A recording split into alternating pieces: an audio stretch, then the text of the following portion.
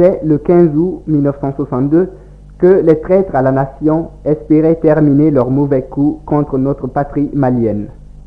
Mais démasqués à temps, ils ont été mis aux arrêts et vont subir le châtiment que mérite leur acte ignoble. Pour marquer la victoire du peuple malien sur ces antinationaux qui ont voulu faire marche arrière au Mali, d'accord avec le parti, l'Union nationale des travailleurs du Mali a décidé de faire de la journée du 15 août une grande journée nationale de manifestation. Et cet après-midi, des dizaines de milliers de Bamakois et Bamakoises ont répondu à l'appel de l'Union nationale des travailleurs du Mali. En foule, ils se sont réunis place de la République, lieu du rassemblement, d'où, en un cortège s'étendant sur plusieurs kilomètres, ils ont défilé dans les principales artères de la ville avant d'arriver devant la Bourse du Travail où s'est tenu un meeting grandiose.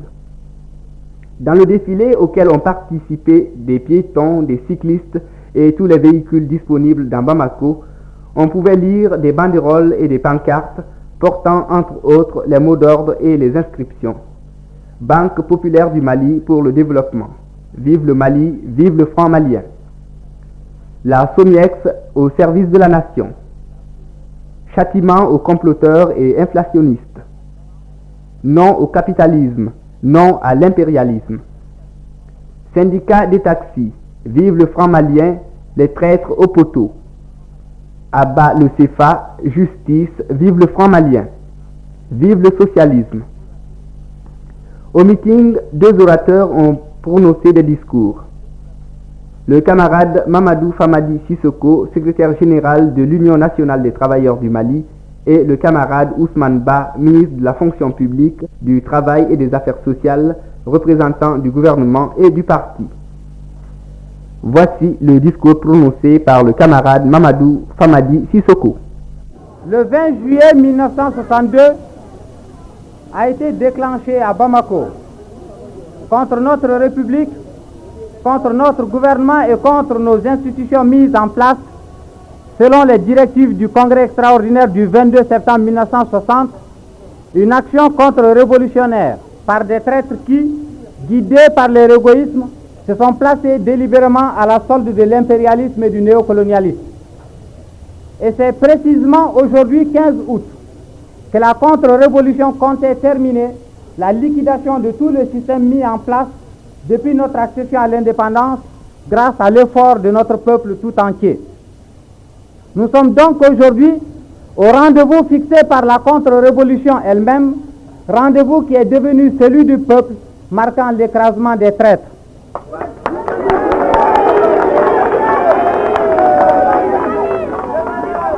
Mais ceux-là même qui s'étaient déjà trompés en s'alliant au colonialisme pour qu'ils vivent le plus longtemps possible au Mali, ont de nouveau pris un sentier erroné en s'alliant au néocolonialisme pour qu'il s'installe chez nous.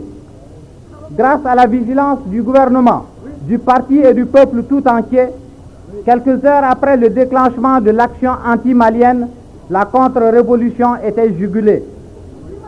Les comploteurs, maniés par des impérialistes, n'avaient pas compté sur l'attachement indéfectible du peuple à la République et à ses institutions. Témoins,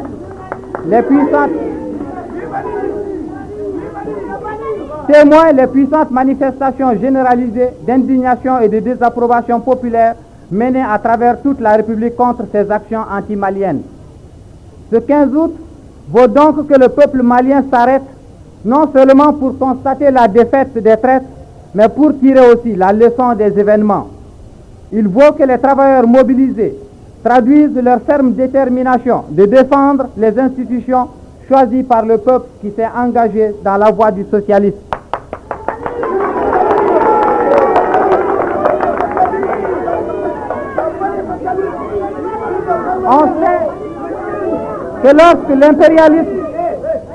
On sait que lorsque l'impérialisme n'arrive plus à maintenir sous son vrai visage la colonisation directe, il se cache derrière des marionnettes autochtones pour accomplir sa besogne de pillage et d'asservissement économique. Il emploie pour cela des individus qui, par égoïsme, acceptent pour l'argent et les honneurs de laisser soutirer les richesses de leur propre pays, laissant leur peuple dans le désuément, la souffrance, la misère. On sait On sait aussi que dans le système colonial, les trusts coloniaux, les compagnies coloniales, dans leurs œuvres de pillage systématique des richesses des pays sous domination étrangère, ont besoin d'agents intermédiaires autochtones qui parcourent le pays pour acheter à vil prix les produits locaux et pour vendre au prix d'or leurs produits manufacturés et leurs pacotilles.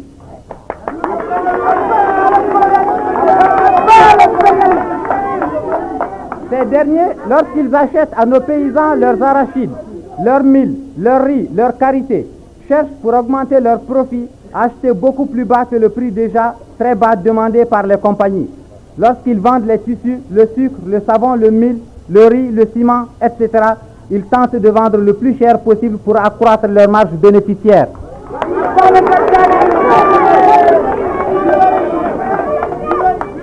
Or, depuis notre accession à l'indépendance politique, notre gouvernement a pris, conformément aux décisions du Congrès extraordinaire du parti, une série de mesures concrètes qui ont eu pour but le bouleversement des structures économiques établies par le régime colonial afin d'asseoir une solide économie nationale et qui ont eu également pour but la libération complète de notre République de toute domination étrangère.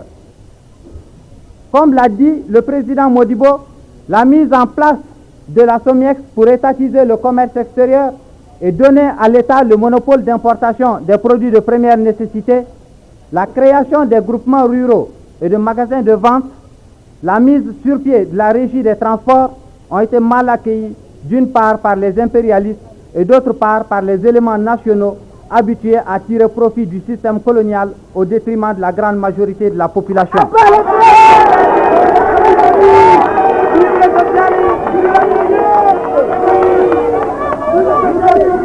Avec l'apparition du franc malien, qui parachève la construction de notre indépendance, sont passés à l'attaque ouverte nos antinationaux, avec la complicité des colonialistes, sont passés à l'attaque ouverte pour modifier l'ordre des choses et en leur faveur. Mais le peuple malien, qui sait déjà les malheurs et l'humiliation qui accompagnent la domination directe ou indirecte de l'étranger, qui comprend de mieux en mieux que sans l'indépendance économique, l'indépendance politique ne peut être efficace, n'a pas suivi les semeurs de troubles. Au contraire, à Bamako et dans tout le reste du pays, de puissantes manifestations ont marqué et continuent de marquer encore l'indignation du peuple laborieux contre les antinationaux. De partout, le peuple malien demande un châtiment exemplaire des coupables.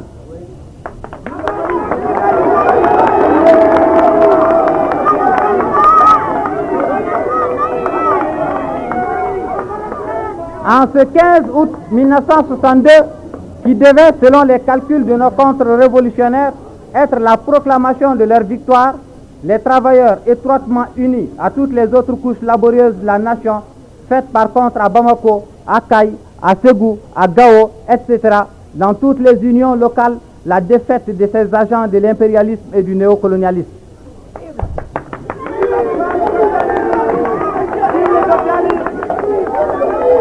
Les manifestations réaffirment aussi le soutien qu'ils sont décidés à apporter au parti et au gouvernement pour la défense du franc malien, pour la défense de toutes les mesures visant à détruire l'appareil d'oppression économique du régime colonial, à instaurer et à consolider une économie socialiste au Mali.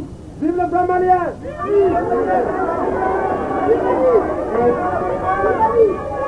Camarades travailleurs, la tentative de contre-révolution du 20 juillet est une indication significative pour nous.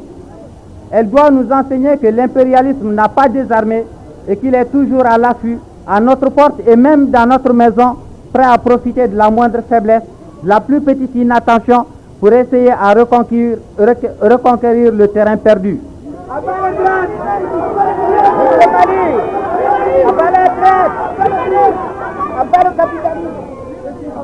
Une plus grande vigilance s'impose donc pour nous, dans tous les domaines de la vie de la nation.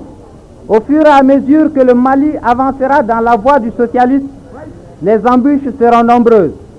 Les travailleurs, tout le peuple laborieux doivent être prêts à défendre les réalisations progressistes de notre gouvernement et nos institutions. Nous la défendrons!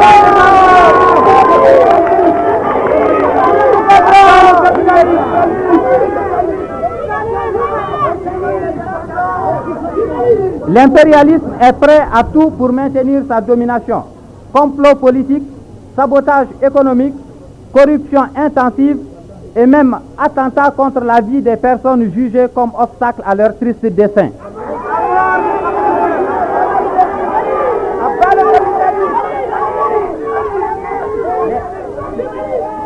Les travailleurs, en tirant la leçon de ces événements et grâce à la connaissance qu'ils ont de nos ennemis, doivent se considérer comme des miliciens au service de la défense de notre République.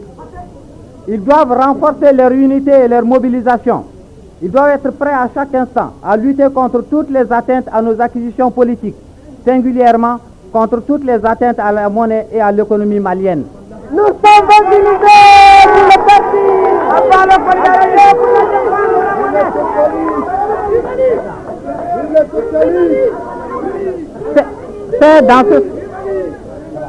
C'est dans ce sens qu'ils doivent dénoncer sans pitié les trafiquants de monnaie, les hausses illicites de prix tant sur le marché que dans les boutiques, hausses qui sont un signe de méfiance vis-à-vis de la monnaie et qui conduisent également à la pratique du marché noir.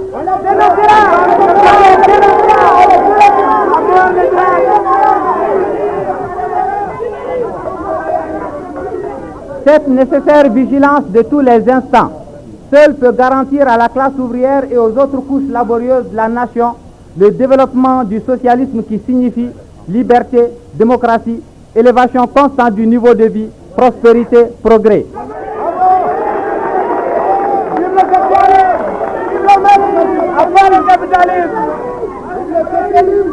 Et vive le Mali socialiste, un et indivisible.